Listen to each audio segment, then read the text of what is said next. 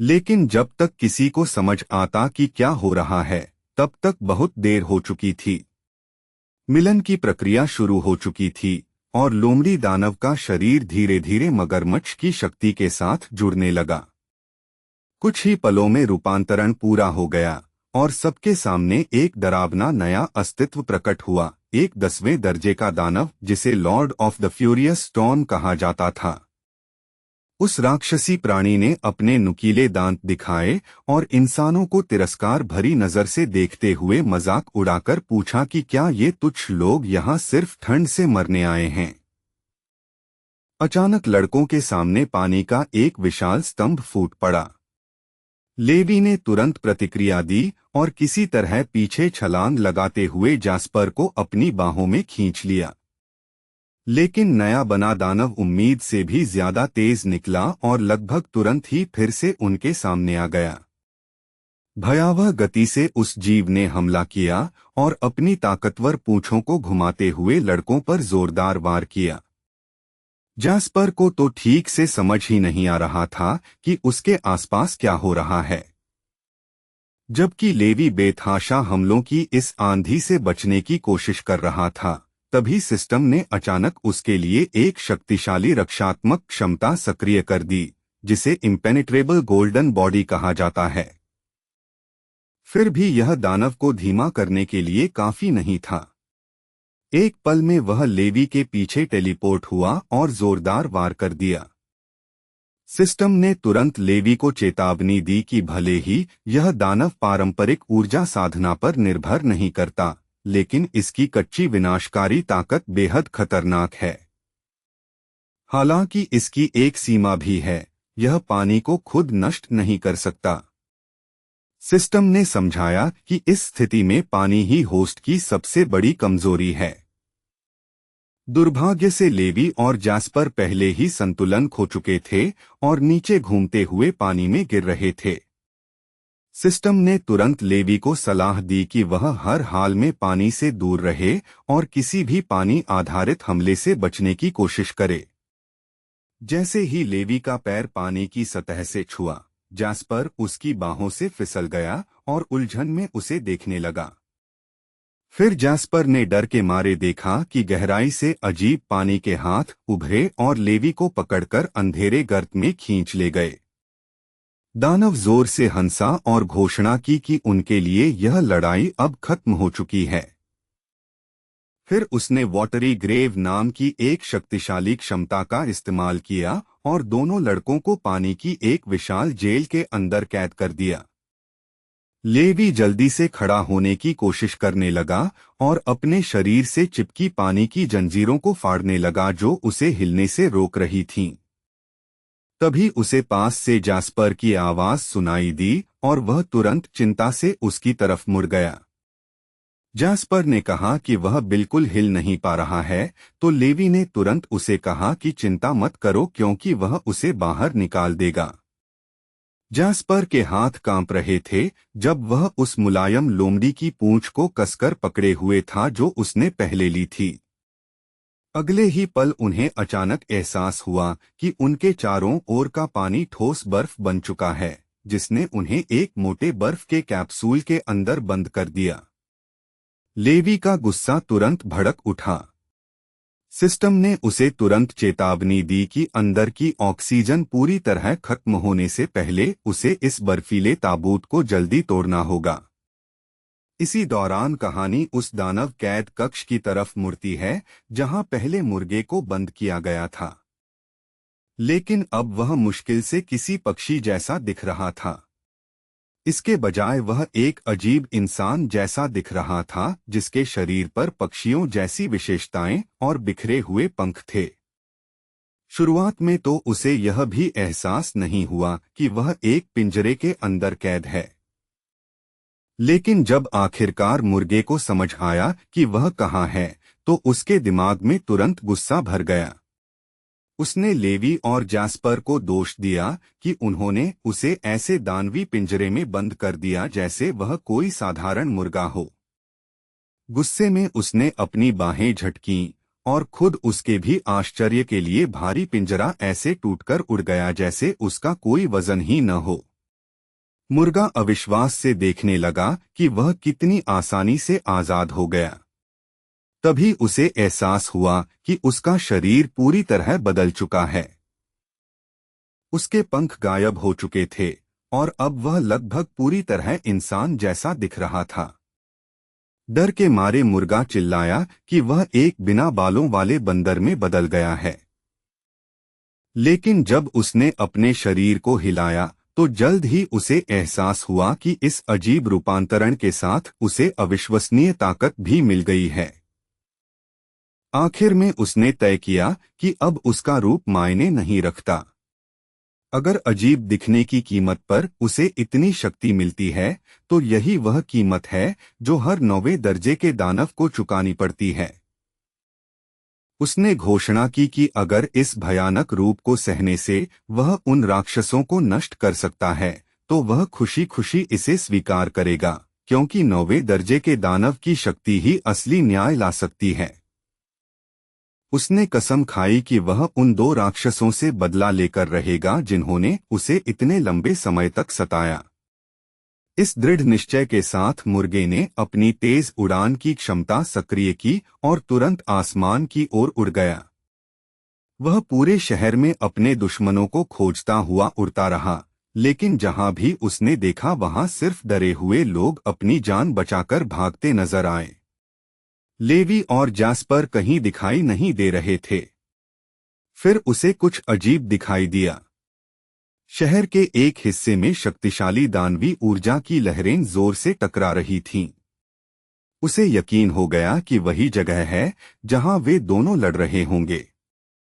बिना एक पल गवाए उसने दिशा बदली और तुरंत उसी जगह की ओर तेजी से उड़ पड़ा, यह तय करते हुए कि वह उनकी मदद करेगा।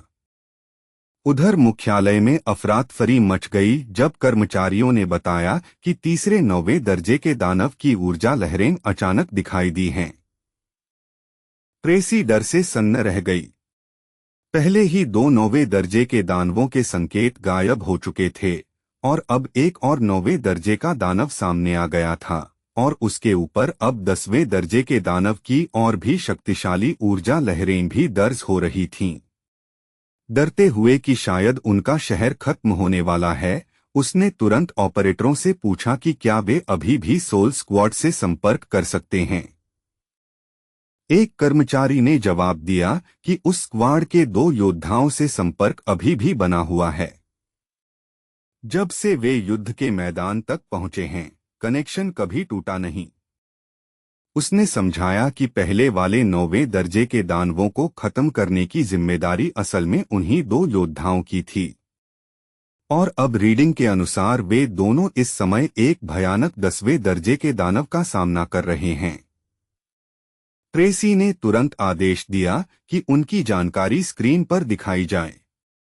जब डेटा स्क्रीन पर आया तो ट्रेसी हैरान रह गई यह देखकर कि लड़ाके दरअसल स्क्वाड 666 के वही नए सदस्य थे और उनका 8वें दर्जे का दानव साथी भी वहां मौजूद था। एक पल के लिए ट्रेसी पूरी तरह भूल गई कि इन्हीं लोगों को पहले गिरफ्तार करके जेल में बंद किया गया था। लेकिन तभी एक ऑपरेटर ने अचानक रिपोर्ट किया कि जेल की कोठरियां खाली हैं और वे तीनों भाग चुके हैं। उसने यह भी जोड़ा कि उनका 8वें दर्जे का दानव भी पहले ही भाग गया था। लेकिन कुछ ही पल बाद सिस्टम ने अचानक पाया कि इस तीसरे 9वें दर्जे के दानव का भी एक सिग्नल है। उसकी पहचान संख्या स्क्वाड 666 के उसी 8वें दर्जे के दानव से मेल खाती थी। कमरे में मौजूद सभी लोग अविश्वास से देखते रह गए। किसी तरह वह दानव 9वें दर्जे तक पहुंच गया था और अपने मालिकों की मदद करने के लिए युद्धभूमि तक आ गया था। उधर मुर्गा आखिरकार उस युद्धभूमि पर पहुंच गया जहां भीषण लड़ाई चल रही थी। स्क्वाड के योद्धाओं ने तुरंत एक और 9वें दर्जे के दानव की डरावनी ऊर्जा लहरें अपनी ओर आती महसूस कीं और डर से जम गए। लेकिन अगले ही पल उन्हें एहसास हुआ कि नया आने वाला कोई और नहीं बल्कि उनका जाना पहचाना साथी मुर्गा है। बाकी स्क्वाड के सदस्य राहत और उत्साह से भर गए जब उन्हें समझ आया कि वह 9वें दर्जे तक पहुंच चुका है और अपने मालिकों को बचाने आया है। तूफान दानव ने मुर्गे की तरफ मुड़कर शक भरी नजर से पूछा कि क्या वह भी कोई गद्दार है। मुर्गे ने दृढ़ता से जवाब दिया कि वह नहीं है। जमे हुए बर्फ के ताबूत की ओर इशारा करते हुए उसने घोषणा की कि वह यहाँ अंदर फंसे उन 2 राक्षसों को मारने आया है। स्टॉर्म लॉर्ड ने मजाक उड़ाते हुए पूछा कि वह आखिर ऐसा कैसे करने वाला है। बिना झिझक मुर्गा आगे कूदा और सीधे बर्फ के ताबूत की ओर दौड़ पड़ा, चिल्लाते हुए कि वह खुद इसे संभाल लेगा। लेकिन अचानक उसने देखा कि एक तेज बर्फ का तीर सीधा उसकी ओर उड़ता हुआ आ रहा है। उसकी प्रतिक्रिया इतनी तेज थी कि वह आसानी से उससे बच गया। झुंझलाकर उसने स्टॉर्म लॉर्ड पर चिल्लाया कि वे तो साथी हैं और वह लगभग उसे मार ही देता। दानव ने तिरस्कार से हंसते हुए उसे घिनौना गद्दार कहा और मान लिया कि मुर्गा सिर्फ नाटक कर रहा है ताकि बर्फ में फंसे उन 2 इंसानों को आजाद कर सके। मुर्गे ने सीना फुलाकर जोर से बांग दी और फिर से जोर देकर कहा कि वह सच में गद्दार नहीं है। उसी पल दानव अचानक डरावनी रफ्तार से आगे झपटा। उसकी आंखों में जिज्ञासा और शक जल रहे थे और उसने पूछा कि आखिर इंसान जैसे दानवों पर कितना भरोसा करते हैं।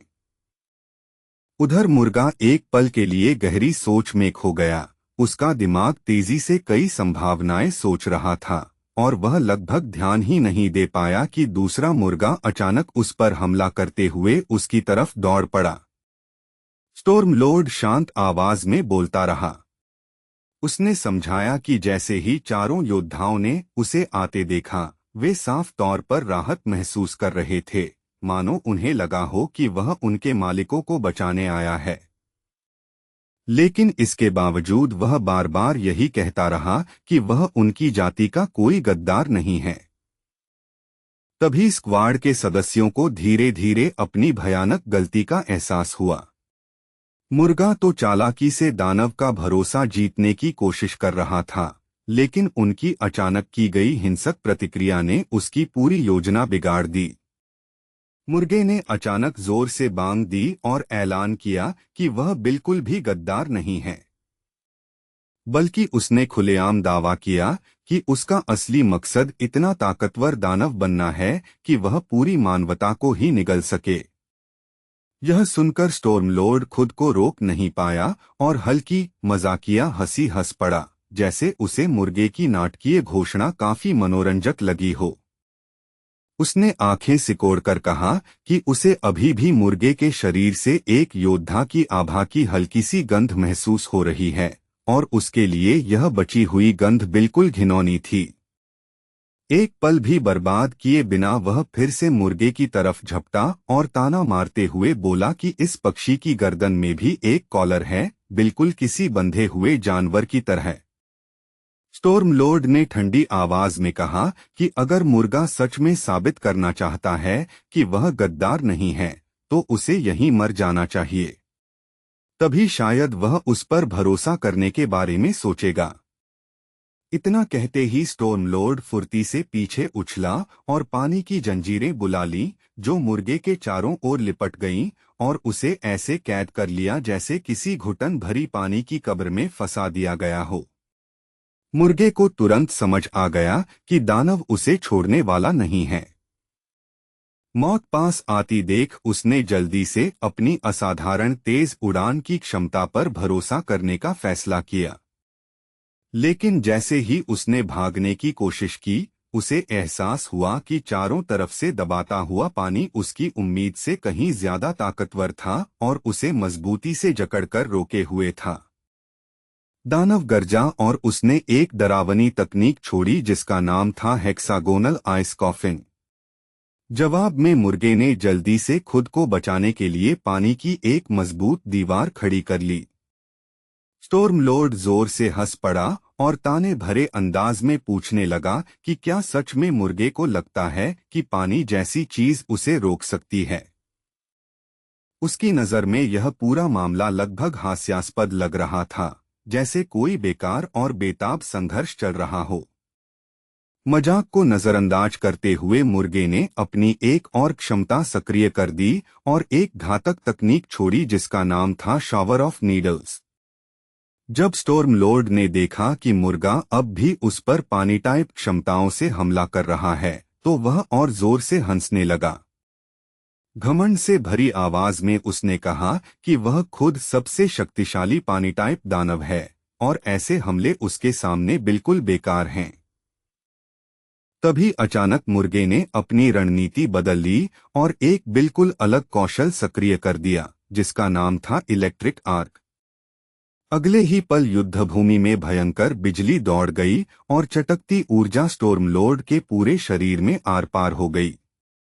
दानव जमीन पर गिर पड़ा और समझ गया कि मुर्गे ने चालाकी से पानी की दीवार और सुई वाले हमले का इस्तेमाल करके पूरे मैदान में बिजली फैला दी और उसे झटका दे दिया। लेकिन कुछ ही पलों बाद उसने फिर सिर उठाया और जोर से हंसने लगा, कहते हुए कि ऐसा छोटा सा चालाकी भरा हमला उसे हराने के लिए बिल्कुल काफी नहीं है। एक झटके में वह धुंधले साए की तरह मुर्गे के ठीक सामने प्रकट हो गया, मारने वाला वार करने के लिए तैयार। लेकिन मुर्गे ने समय रहते प्रतिक्रिया दी और टाइटैनिक शेल सक्रिय कर अपने शरीर को बचा लिया। उसके तुरंत बाद स्टॉर्म लॉर्ड ने एक भयानक तकनीक छोड़ी जो उसे लोमड़ी दानव के साथ मिलकर हासिल हुई थी। मुर्गे को इतने अचानक और ताकतवर हमले की उम्मीद नहीं थी और उसके पास बचने का कोई मौका भी नहीं था। हमले की ताकत इतनी जबरदस्त थी कि वह जोर से जमीन पर जा गिरा। स्टॉर्म लॉर्ड ने माना कि 9वें स्तर के दानव के लिए मुर्गा काफी ताकतवर है, लेकिन उसने ताना मारते हुए कहा कि वह बस कई क्षमताओं वाला एक दानवी पक्षी है जिसके पास असली लड़ाई का अनुभव बहुत कम है। स्टॉर्म लॉर्ड की नजर में मुर्गे की मौत तो पहले ही तय हो चुकी थी, बस समय की बात थी। लेकिन उसी नाजुक पल में मुर्गे ने अपनी एक और छिपी क्षमता सक्रिय कर दी, जिसका नाम था इंटिमिडेटिंग प्रेशर। अचानक स्टॉर्म लॉर्ड को एक अजीब और दबाव भरी भावना महसूस हुई, जिसने उसे अनजाने में एक कदम पीछे हटने पर मजबूर कर दिया। मौका पकड़ते हुए मुर्गे ने अपना डीप सी ब्रीदिंग कौशल इस्तेमाल किया और उनके ऊपर अचानक पानी की एक विशाल व्हेल का भूत जैसा रूप बन गया। स्टॉर्म लॉर्ड सच में उलझन में दिखा। उसे समझ ही नहीं आया कि एक दानवी पक्षी के पास गहरे समुद्र के दानव की जन्मजात क्षमता कैसे हो सकती है। वह विशाल पानी की व्हेल सीधे दानव पर आ गिरी, जबरदस्त ताकत के साथ उसे मारते हुए, जिससे उसके सिर में तेज दर्द फैल गया। मुर्गे ने जोर से बांग दी और समझाने की कोशिश की कि उसका इरादा सिर्फ उन 2 खास लोगों को मारने का था। हमला तो पहले दानव ने किया था, इसलिए उसे मजबूरन खुद की रक्षा करनी पड़ी। लेकिन स्टॉर्म लॉर्ड को कोई सफाई सुनने में दिलचस्पी नहीं थी। ठंडी नियत के साथ वह फिर से आगे बढ़ा, साफ तौर पर अपने ही साथी दानव को मारने के इरादे से। किनारे से देख रहे स्क्वाड के सदस्य डर से जमे रह गए, क्योंकि लड़ाई और भी भयंकर हो चुकी थी और उन्हें लग रहा था कि मुर्गा अगला हमला नहीं बच पाएगा। लेकिन आखिरी सेकंड में मुर्गे ने अपनी ईविल आई क्षमता सक्रिय कर दी और कुछ पल के लिए स्टॉर्म लॉर्ड को स्तब्ध कर दिया। एक पल के लिए दानव खुद को एक अजीब और समझ से परे आयाम में फंसा हुआ महसूस करने लगा, जहां डरावने राक्षसी साए धीरे धीरे उसके चारों ओर घूम रहे थे और उसे समझ आ गया कि वह एक शक्तिशाली भ्रम में फंस गया है। जब भ्रम अचानक टूट गया तो होश में आते ही उसने डर से देखा कि मुर्गे ने एक ही तेज वार में उसका हाथ काट दिया था। दानव घुटनों के बल गिर पड़ा, हैरान और जोर जोर से सांस लेते हुए उसने माना कि मुर्गा उसकी उम्मीद से कहीं ज्यादा ताकतवर है। उसने यह भी स्वीकार किया कि मुर्गे के पास अविश्वसनीय रूप से कई तरह की क्षमताएं हैं, जिससे वह 9वें स्तर के दानवों में बेजोड़ बन जाता है। लेकिन अगले ही पल वह फिर से झपटा और मुर्गे को याद दिलाया कि चाहे कुछ भी हो, वह खुद अभी भी 10वें स्तर का दानव है। निर्दयी रफ्तार से उसने अपने घायल हाथ से उगे हुए तेज कांटे से मुर्गे की टांग में वार कर दिया। अपने बचे हुए हाथ से वह सीधे मुर्गे की तरफ झपटा, मानो उसका सिर पकड़कर खत्म करना चाहता हो। लेकिन एक ही तेज हरकत में मुर्गे ने अपनी तलवार घुमाई और दानव का सिर अलग कर दिया। स्क्वाड के सदस्य यह चौंकाने वाला दृश्य फटी आंखों से देखते रह गए और डर के मारे सोचने लगे कि उनका मुर्गा साथी अभी अभी मर गया। लेकिन कुछ ही पलों बाद स्टॉर्म लॉर्ड फिर धीरे धीरे खड़ा हो गया और माना कि मुर्गा अपनी प्राकृतिक क्षमताओं के साथ सच में बहुत ताकतवर था। सच कहें तो उसे थोड़ा अफसोस भी हुआ कि यह पक्षी उसके रास्ते में आ गया। जैसे ही वह युद्धभूमि छोड़ने के लिए मुड़ा, उसे पीछे से हलचल सुनाई दी। हैरानी की बात यह थी कि मुर्गा फिर से खड़ा हो चुका था और उसने मैंटिस से मिली क्षमता से अपना कटा हुआ सिर फिर से उगा लिया था। स्टॉर्म लॉर्ड हैरानी से पलटा, क्योंकि उसे समझ आ गया था कि उसका विरोधी किसी तरह फिर से जीवित हो गया है। मुर्गे को खुद भी पता था कि अगर उसके पास सेकंड हेड नाम की क्षमता न होती, जो उसने दूसरे दानव से हासिल की थी, तो वह कुछ पल पहले ही मर चुका होता। फिर भी वह जानता था कि अगर यह सिर भी कट गया, तो उसे बचाने का कोई तरीका नहीं बचेगा। अब उसे साफ समझ आ गया था कि यह 10वें स्तर का दानव बेहद ताकतवर है और उसे मारने के लिए पूरी तरह दृढ़ है। यह समझकर कि अब भागने का कोई रास्ता नहीं है, मुर्गे ने फैसला कर लिया। या तो वह यहीं स्टॉर्म लॉर्ड को मार देगा या खुद मर जाएगा। यही सोचकर वह हमला करने के लिए आगे बढ़ा। मुर्गे ने एक और खतरनाक क्षमता सक्रिय की, जिसका नाम था 6 शैडो साइट्स। डरावनी रफ्तार से उसने अपने 6 पंजों जैसे अंगों से स्टॉर्म लॉर्ड पर लगातार हमले बरसाने शुरू कर दिए। दानव फिर से हंस पड़ा और उसका मजाक उड़ाते हुए उसे बस एक बेचारी मुर्गी कहने लगा। फिर स्टॉर्म लॉर्ड ने पलटवार किया और तेज कांटे सीधे मुर्गे के पेट में घुसा दिए। उस निर्दयी वार के बाद उसने जोरदार लात मारी, जिससे मुर्गा पूरे मैदान में दूर जा उड़ा। हालांकि टक्कर बेहद ताकतवर थी, फिर भी मुर्गे ने खुद को संभाल लिया और पैरों पर उतर गया, खुद को याद दिलाते हुए कि उसका विरोधी अभी भी एक डरावना 10वें स्तर का दानव है। थोड़ी ही देर बाद दोनों दानव फिर टकरा गए और उनकी लड़ाई पूरे युद्ध क्षेत्र में भयंकर रूप से जारी रही। स्टॉर्म लॉर्ड सच में हैरान था कि इतना छोटा 9वें स्तर का मुर्गा अब भी उसके सामने टिके हुए है, जबकि वह खुद एक शक्तिशाली 10वें स्तर का दानव है। मुर्गे को साफ समझ आ गया था कि वह अपनी सहन शक्ति की आखिरी हद तक पहुंच चुका है।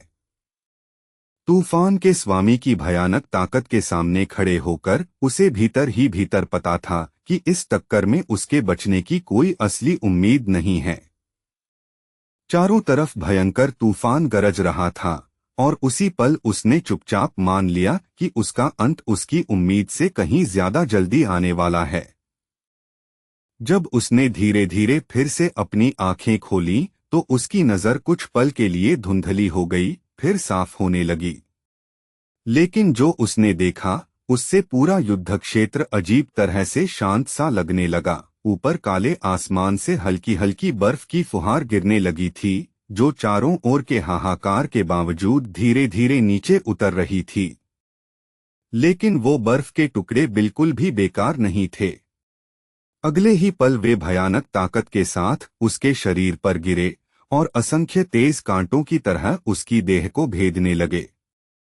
ऐसा लगा जैसे एक साथ हजारों सुइयां उसके शरीर में घुस गई हों और हर बार उसके पूरे शरीर में दर्द की लहरें दौड़ा रहा हो। तूफान का स्वामी थोड़ा लड़खड़ाया और अचानक उसके मुंह से खून की एक धार निकल गई। होंठ पोंछते हुए उसने अविश्वास से बड़बड़ाया कि इस दानव ने उसे इतना मजबूर कर दिया कि उसे अपना एक घातक अंतिम वार इस्तेमाल करना पड़ गया। लेकिन उसे कुछ बहुत गड़बड़ महसूस हुआ।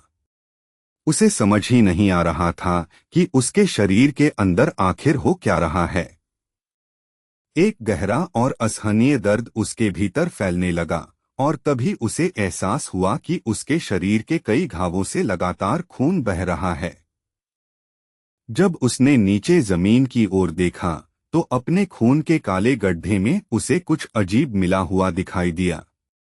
उसमें हल्का सा हरा पदार्थ घूम रहा था। तभी उसे सच्चाई समझ आई, यह उस मुर्गे की एक क्षमता थी, एक जहरीला हमला जिसे पॉइजन स्पिट कहा जाता है। तूफान के स्वामी की आंखें डर और गुस्से से फैल गईं। दांत पीसते हुए उसने कसम खाई कि उसे जहर देने की इस जुर्रत के लिए वह उस मुर्गे को अपने हाथों से टुकड़े टुकड़े कर देगा, जब तक कि उसका नामो निशान मिट न जाए। उधर युद्ध के उसी अराजक मैदान में कहीं और नायक अब भी बुरी तरह संघर्ष कर रहा था। पानी की टेंटकल्स उसकी बाहों और पैरों के चारों ओर कसकर लिपट गई थीं, जैसे उसे खींचकर किसी बर्फीली कैद में और गहराई तक ले जाना चाहती हों।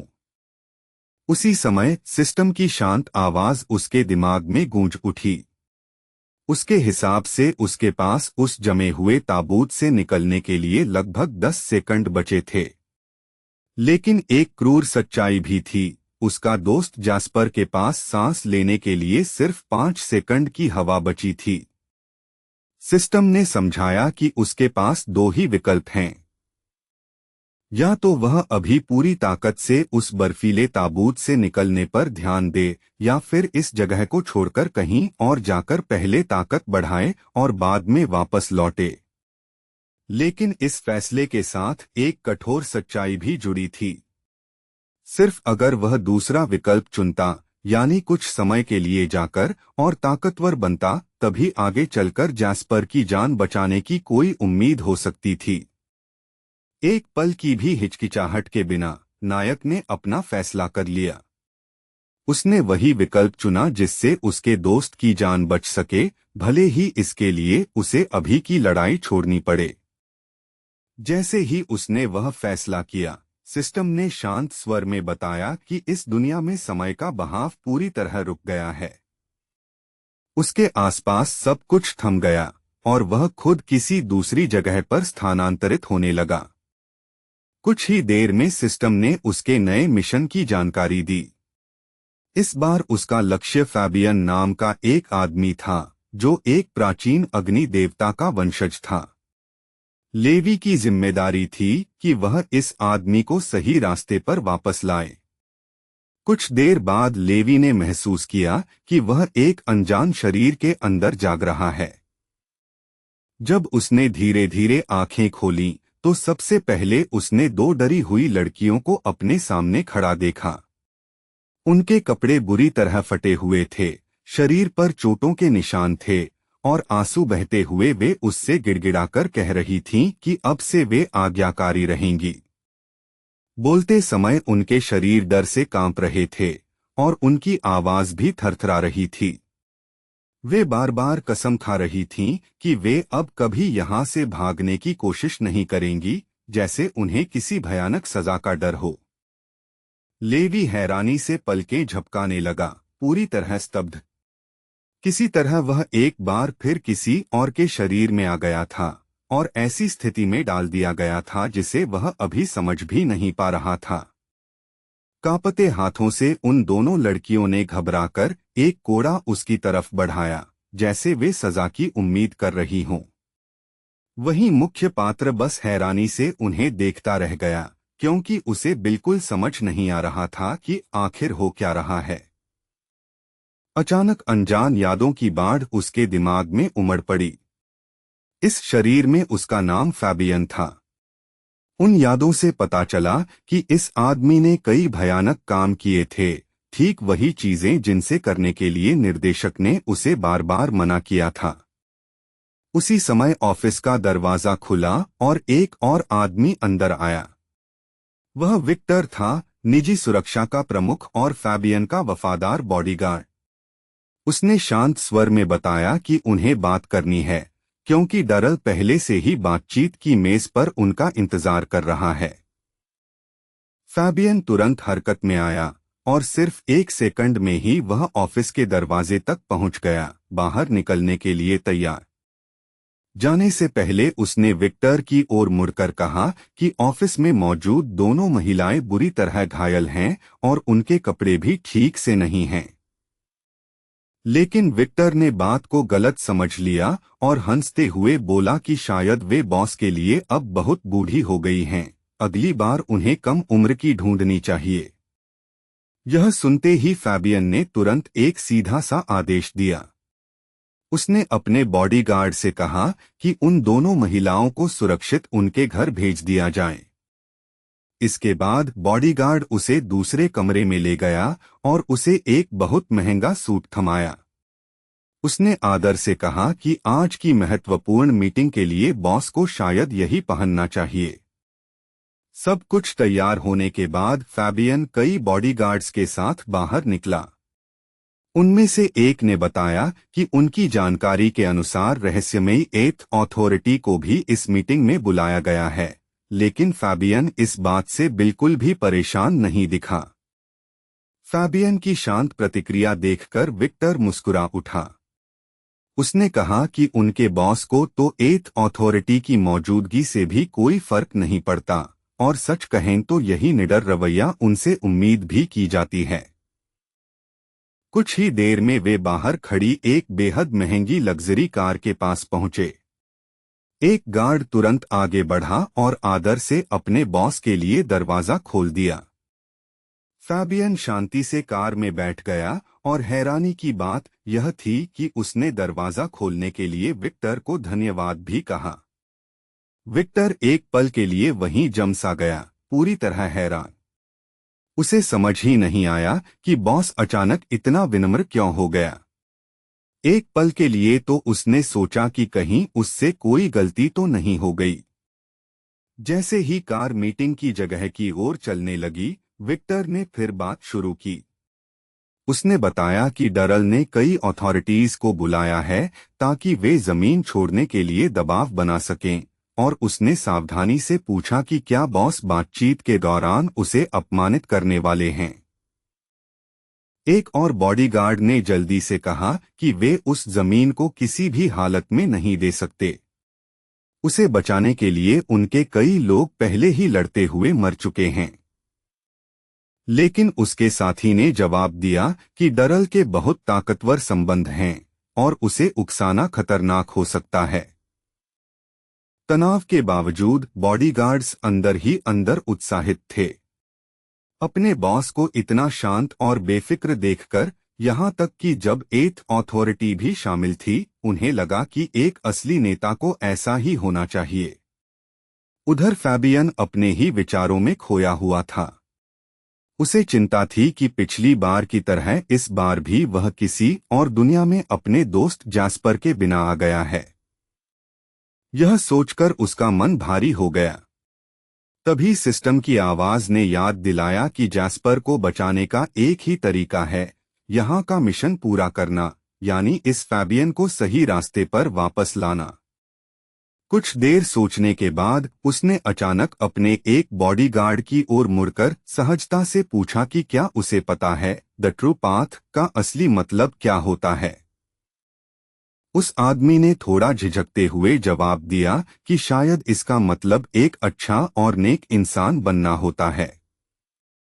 बॉडीगार्ड्स ने उलझी हुई नजरों से एक दूसरे को देखा, क्योंकि उन्हें फिर से समझ आ गया कि उनके बॉस के दिमाग में चल रही अजीब सोच को वे कभी पूरी तरह नहीं समझ पाएंगे। ज्यादा देर नहीं लगी और उनकी कार आखिरकार एक बेहद शानदार रेस्टोरेंट के सामने पहुंच गई। विक्टर तुरंत आगे बढ़ा और कार का दरवाजा खोल दिया ताकि उसका बॉस बाहर उतर सके। फिर वह प्रवेश द्वार की ओर मुड़ा और ऊंची आवाज में पुकारते हुए पूछा कि डरल आखिर कर क्या रहा है। उसने गुस्से में सवाल किया कि जब पहले तय हुआ था कि दोनों तरफ से सिर्फ थोड़े लोग आएंगे, तो डरल इतनी भीड़ क्यों लेकर आया है। विक्टर ने तंज करते हुए कहा कि शायद अब एथ अथॉरिटी का सहारा मिलने के बाद डरल इतना घमंडी हो गया है। फिर फैबियन की ओर मुड़कर उसने कहा कि वह और बाकी लोग इस स्थिति को आसानी से संभाल सकते हैं। लेकिन फैबियन ने शांत भाव से हाथ उठाकर उन्हें रोक दिया।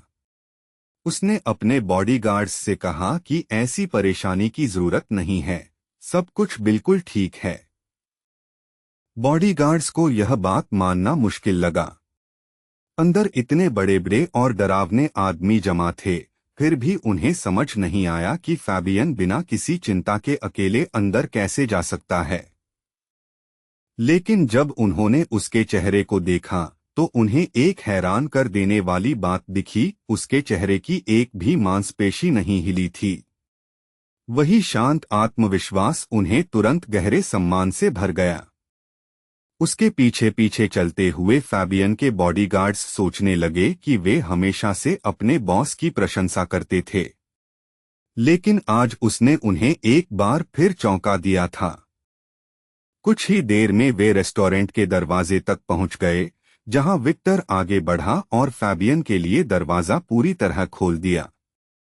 अंदर कई आदमी पहले से ही मेज के चारों ओर बैठे थे। जैसे ही उन्होंने फैबियन को आते देखा, उनमें से कुछ लोग मजाक उड़ाते हुए हंस पड़े। उन लोगों के बीच खुद डरल भी बैठा था। उसने सहजता से हाथ हिलाकर फैबियन को पास आकर बैठने का इशारा किया।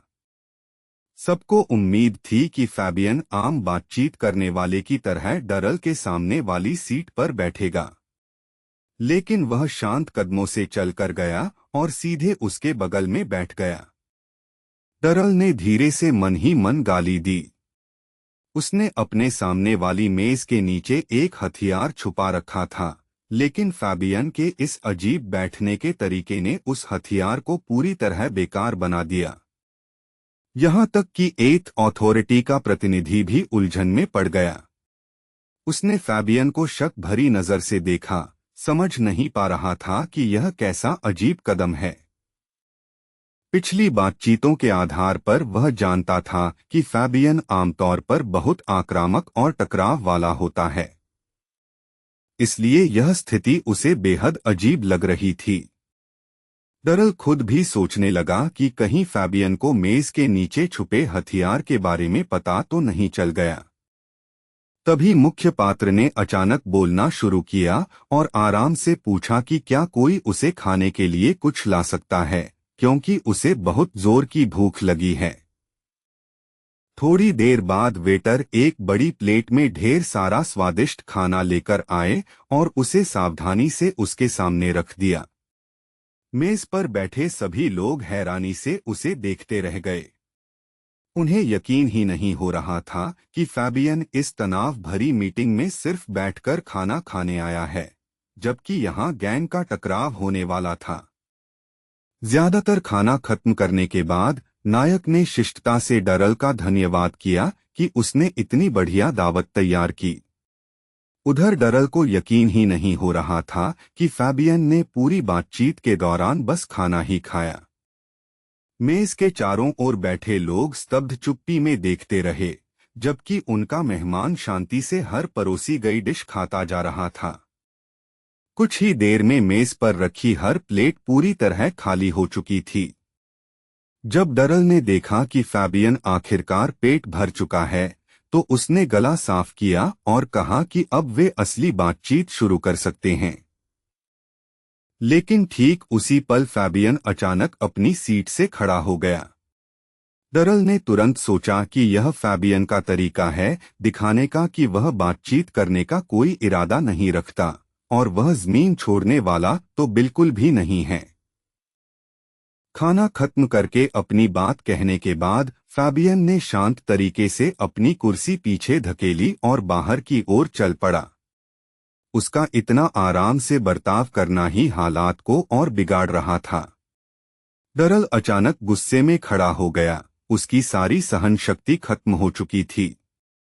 गुस्से से घूरते हुए उसने बंदूक निकाल ली और सीधे फैबियन की पीठ पर तान दी और उसे रुककर सब समझाने को कहा।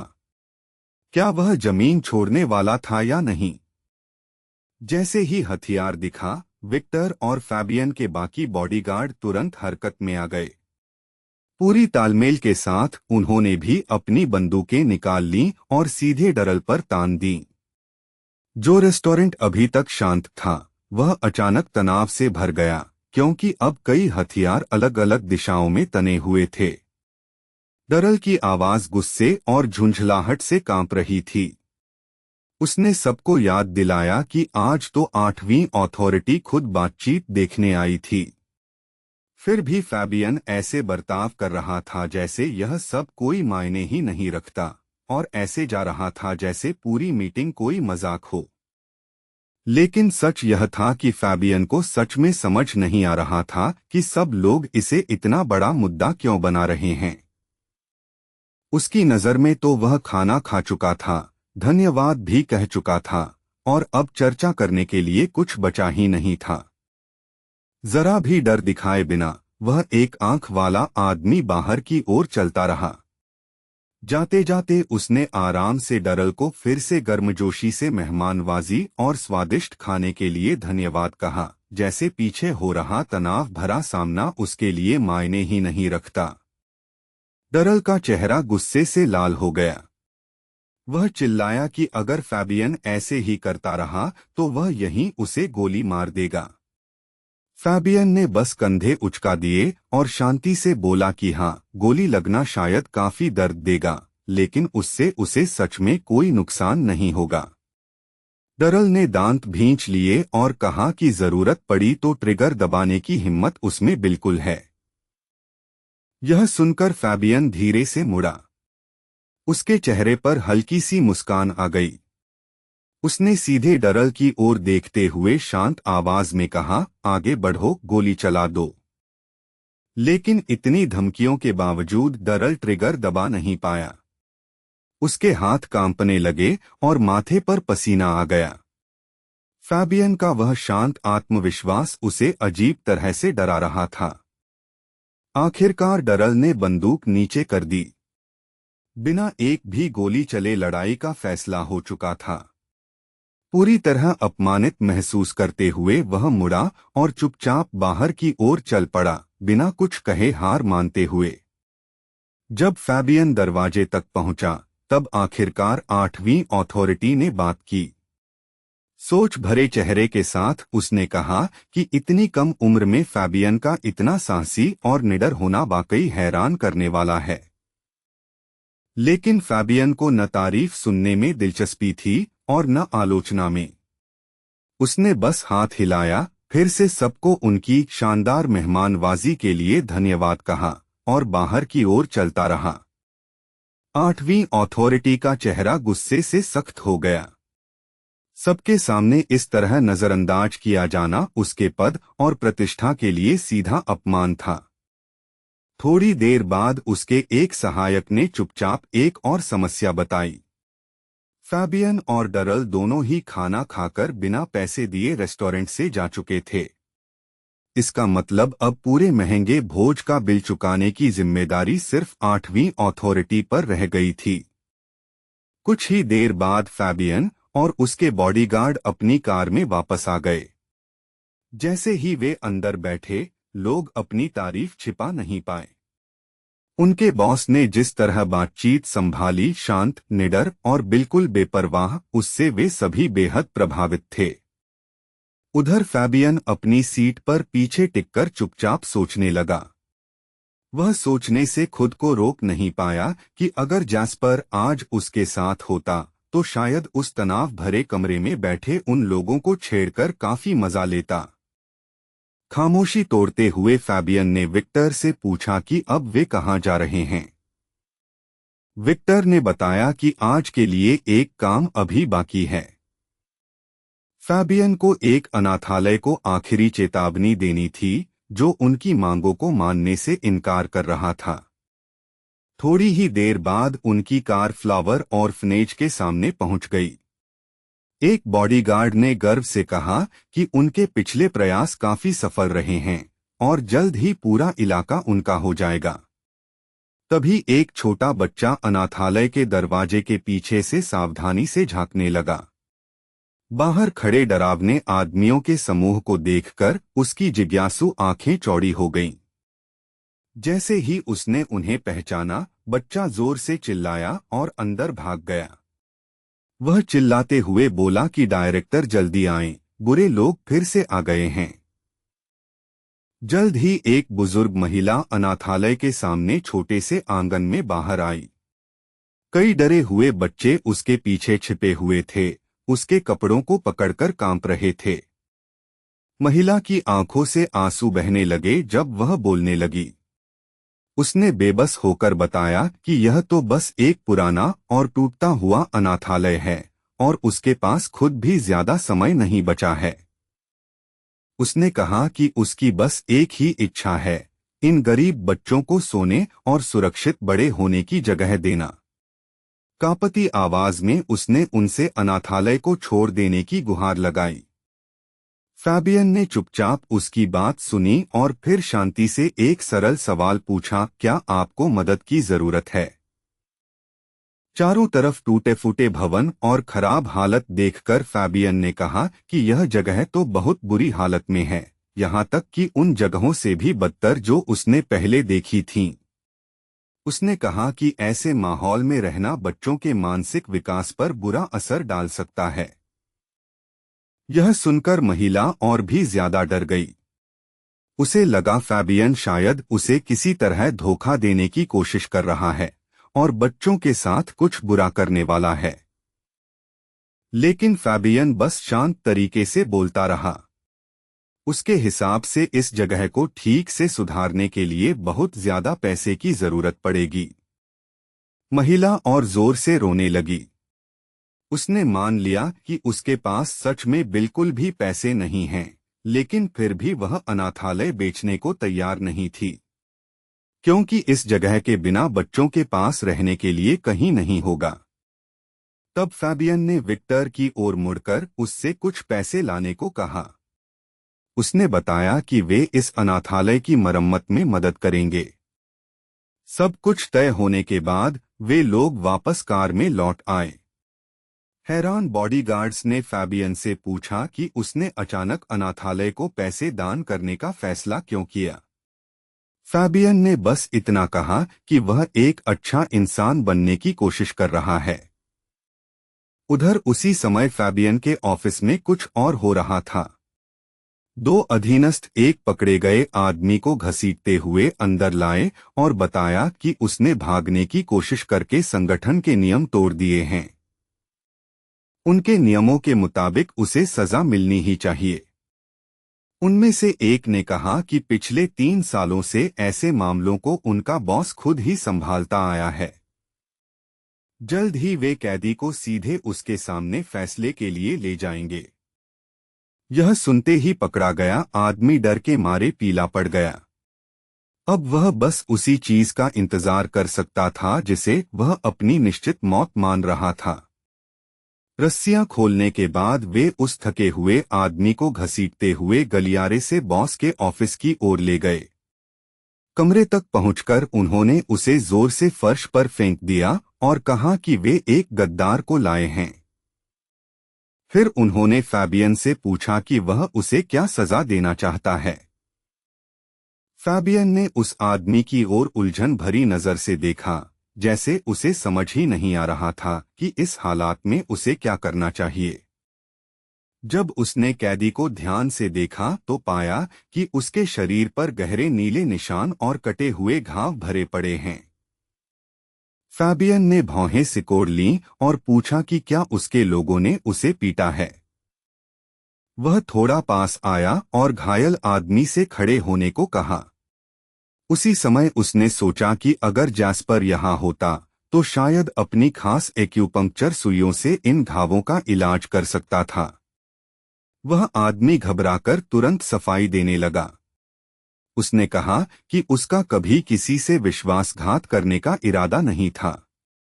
जिस दिन उसे काम करना था उसी दिन उसकी मां अचानक उसके पास ही गिर पड़ी। उसके पास उसे अस्पताल ले जाने के अलावा कोई विकल्प नहीं था। फैबियन ने ध्यान से सुना और फिर पूछा कि उसकी मां को कौन सी बीमारी है। टूटी हुई आवाज में आदमी ने जवाब दिया कि डॉक्टरों ने उसकी मां को ल्यूकेमिया बताया है।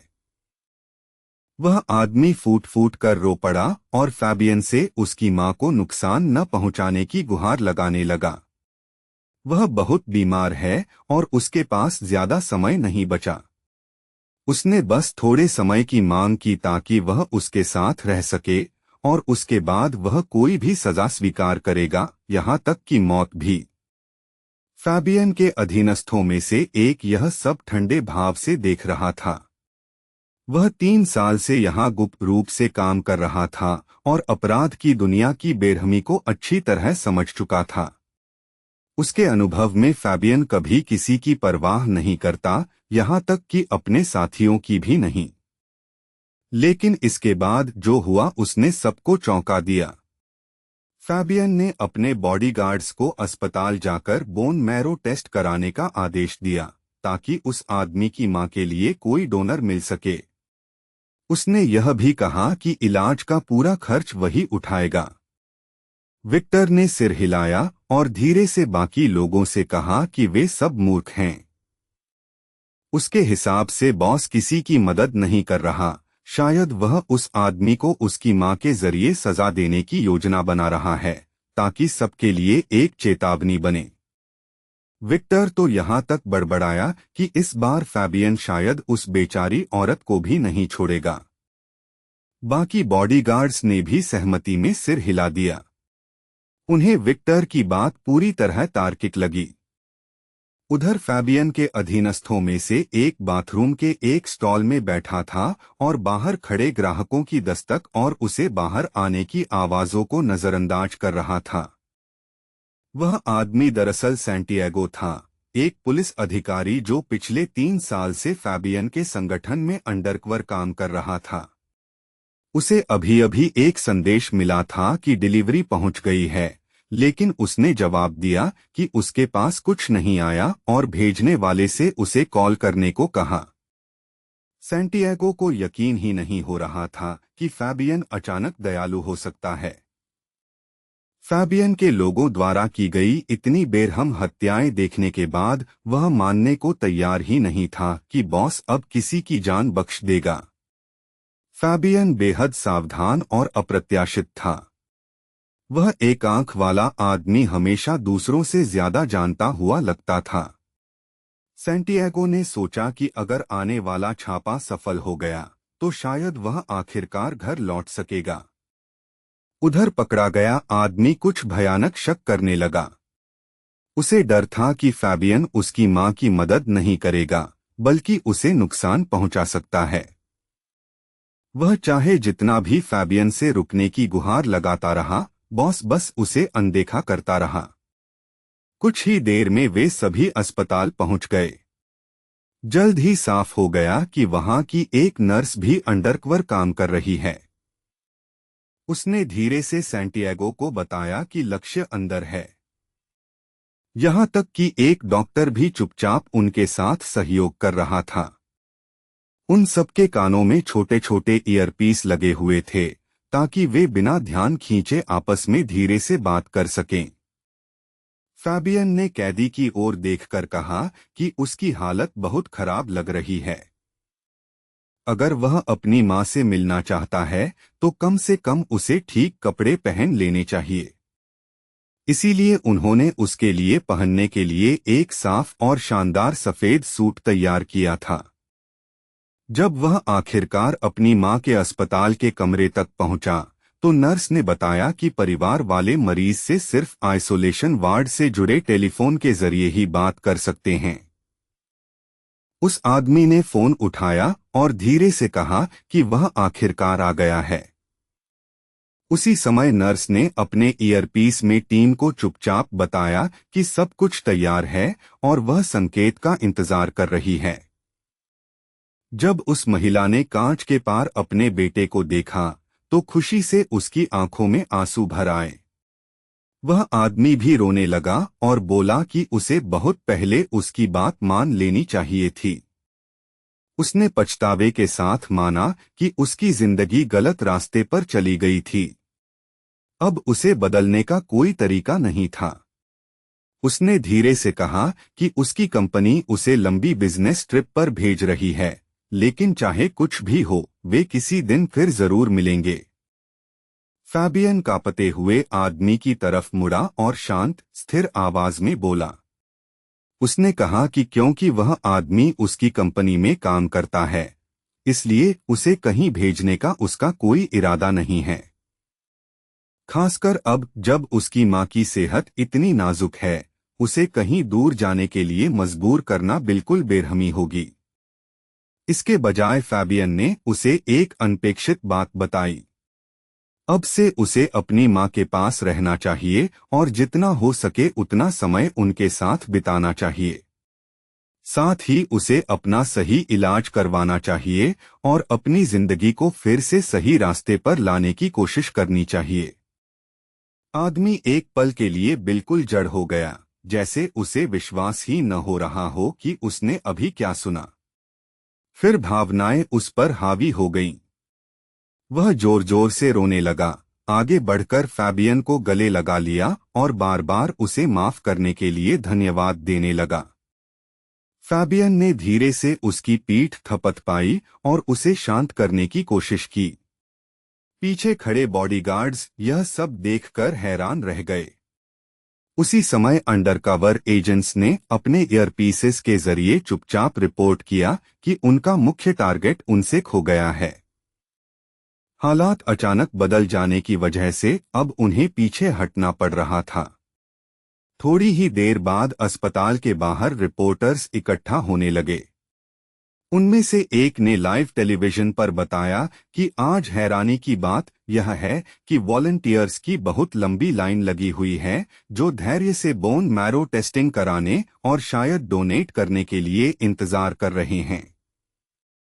और भी हैरानी की बात यह थी कि ये सभी वॉलंटियर्स शहर की सबसे बड़ी रियल एस्टेट कंपनी के एम्प्लॉयीज बताए जा रहे थे। बाद में विक्टर खुद रिपोर्टर्स से बात करने आया और उसने एक छोटा सा इंटरव्यू दिया।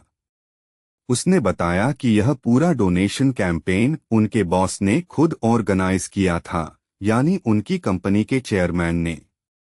डरल ने जब यह न्यूज रिपोर्ट सुनी तो वह पूरी तरह स्तब्ध रह गया। और जैसे यह काफी नहीं था, उसे यह भी पता चला कि फैबियन ने एक दिन पहले एक पुराने ऑर्फनेज को फिर से बनाने के लिए बड़ी रकम डोनेट की है। उसे अपने कानों पर यकीन ही नहीं हुआ। थोड़ी देर बाद एक और रिपोर्टर ने घोषणा की कि वह खुद उस ऑर्फनेज तक गई है जिसकी मदद का दावा कंपनी कर रही थी। वह यह देखना चाहती थी कि डोनेशन सच में हुआ है या नहीं। अंदर ही अंदर उसे शक था कि यह सब बस एक पब्लिसिटी स्टंट है और वह उनकी हिपोक्रेसी उजागर करना चाहती थी। वह ऑर्फनेज संभालने वाली बुजुर्ग औरत के पास गई और सीधे पूछा कि क्या कंपनी ने सच में पैसे डोनेट किए हैं। रिपोर्टर की हैरानी के लिए उस औरत ने शांत स्वर में पुष्टि कर दी कि पैसे सच में पहुंच चुके हैं। जब बाद में डरल को पता चला कि डोनेशन की रकम 50 मिलियन थी, तो उसका चेहरा गुस्से से लाल हो गया। इतनी बड़ी रकम सुनकर वह यकीन से परे गुस्से में भर गया। उधर जब फैबियन आखिरकार अकेला हुआ, तो उसने तय किया कि वह इस शरीर के पिछले मालिक का कंप्यूटर चेक करेगा। फाइल्स देखते ही उसे जल्दी समझ आ गया कि पहले वाला फैबियन बहुत सारी भयानक गतिविधियों में शामिल रहा था। कंप्यूटर के अंदर दर्जनों फोल्डर्स थे, जिनमें से कई में डरावने वीडियोस थे। कुछ वीडियोस में तो बेरहमी से किए गए मर्डर्स के दृश्य भी थे। इन रिकॉर्डिंग्स को देखकर फैबियन कुछ देर के लिए रुक गया। वह सोचने लगा कि अगर अभी जैस्पर उसके पास खड़ा होता तो शायद यह सब देखकर बहुत डर जाता। लेकिन फिर फैबियन को जैस्पर की वह अजीब आदत याद आई, जब वह तनाव भरे हालात में भी आराम से एक्यूपंक्चर नीडल्स इस्तेमाल करता है। यह सोचते ही उसने डर का ख्याल लगभग तुरंत ही छोड़ दिया। जल्द ही उसका ध्यान एक बड़े सवाल पर चला गया। कोई इंसान जिसने इतने बुरे काम किए हों, वह आखिर कैसे सही रास्ते पर वापस आ सकता है। तभी उसे डायरेक्टर की एक बात याद आई, अगर कभी बड़ी समस्या हो तो पुलिस से संपर्क करना चाहिए। इस सलाह को मानते हुए फैबियन ने फोन उठाया और सीधे पुलिस स्टेशन कॉल कर दिया। ऑपरेटर ने फोन उठाया तो उसने एक अजीब सवाल पूछा, अगर किसी ने अपराधियों के साथ काम किया हो और बुरे काम किए हों तो वह कैसे सही रास्ते पर लौट सकता है? ध्यान से सुनने के बाद ऑपरेटर ने समझाया कि अगर अपराध हुआ है तो उसका सही समाधान यही है कि जिम्मेदार व्यक्ति कानूनी सजा का सामना करे। उसके अनुसार कानून के तहत सजा स्वीकार करना ही वह पहला कदम है जो किसी अपराधी को अपनी जिंदगी सच में बदलने के लिए उठाना चाहिए। उसने यह भी कहा कि अपने अपराधों को ईमानदारी से स्वीकार करना सच्ची नीयत दिखाता है। अगर उसने कुछ गलत किया है तो उसे जल्द से जल्द खुद जाकर सरेंडर कर देना चाहिए, क्योंकि कॉन्फेशन से कभी कभी सजा कम भी हो सकती है।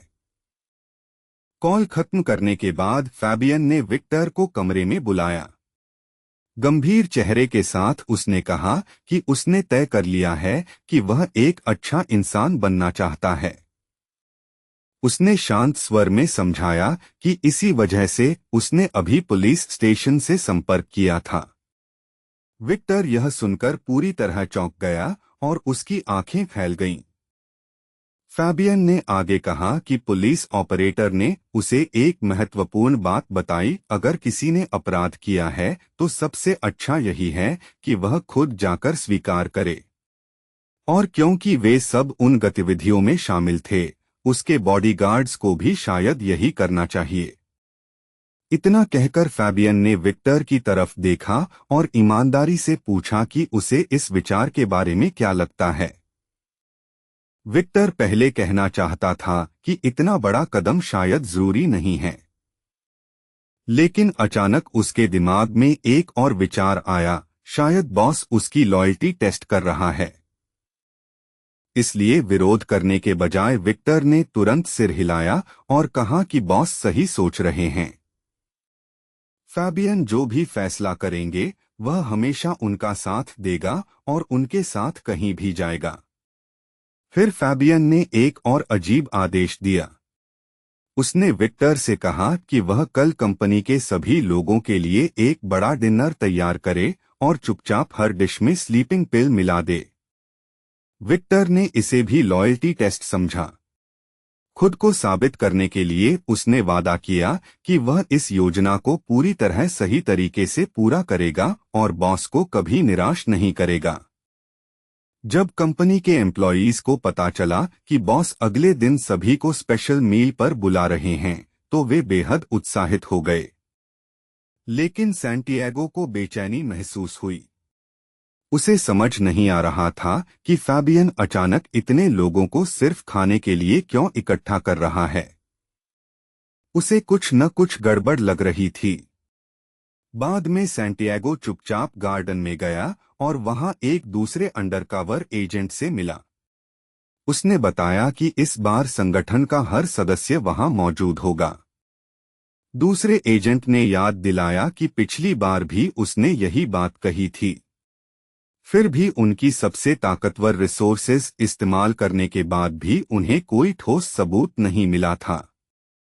उसने कहा कि अगर हालात ऐसे ही रहे तो उसे अपने सुपीरियर्स को बार बार की नाकामी समझाना बहुत मुश्किल हो जाएगा। सैंटियागो ने गहरी सांस ली और याद दिलाया कि उसने 3 पूरे साल इस खतरनाक माहौल में अंडरकवर रहकर बिताए हैं। इस दौरान उसने सब कुछ खो दिया, दोस्त, गर्लफ्रेंड, यहाँ तक कि अपना प्यारा कुत्ता भी।